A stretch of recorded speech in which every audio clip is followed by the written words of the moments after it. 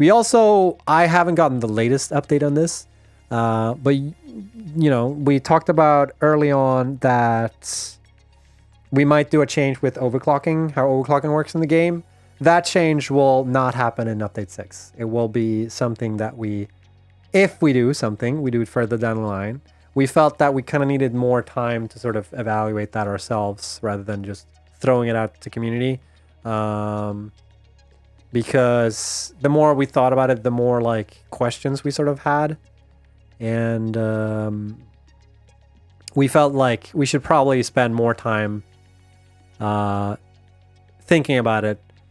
And like, because it will have quite a significant impact on that part of the game if we do change the overclocking system.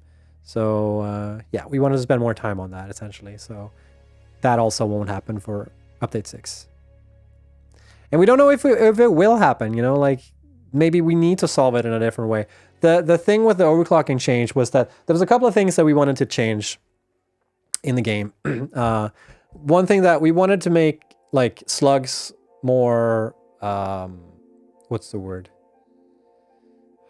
Like valuable in a sense, because I think a lot of people don't overclock because they realize that like, but I need the power though. So like, it's not really efficient to overclock in a lot of cases. So a lot of people don't overclock for that case.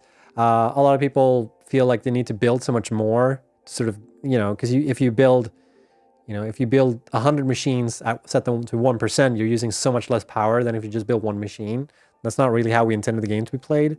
I know that like, I realize that, it's a kind of extreme way to abuse the game, and I don't think anybody actually does it that way, but it's still like a problem, like design wise, that doesn't make sense. There's also like the fact that not a lot of people understand how overclocking works. So there's also a little bit of like a mental model issue there. Model issue. What do people expect versus what actually happens?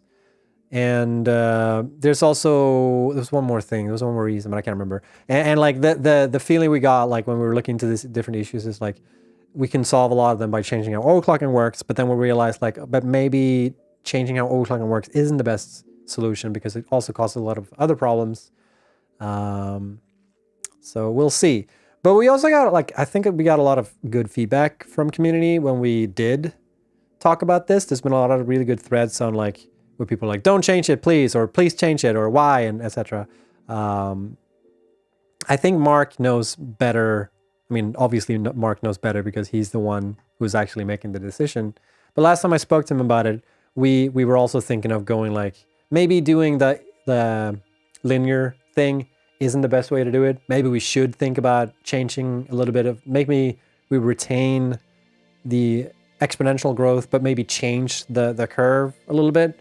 Maybe underclocking works differently than overclocking. Stuff that we're still evaluating essentially is what I'm trying to say. We haven't committed on any idea at the moment, and I don't think we will for quite some time because we need to spend more time with it and try it out ourselves first. Yeah, long story short, no overclocking in update 6, but in the future, possibly.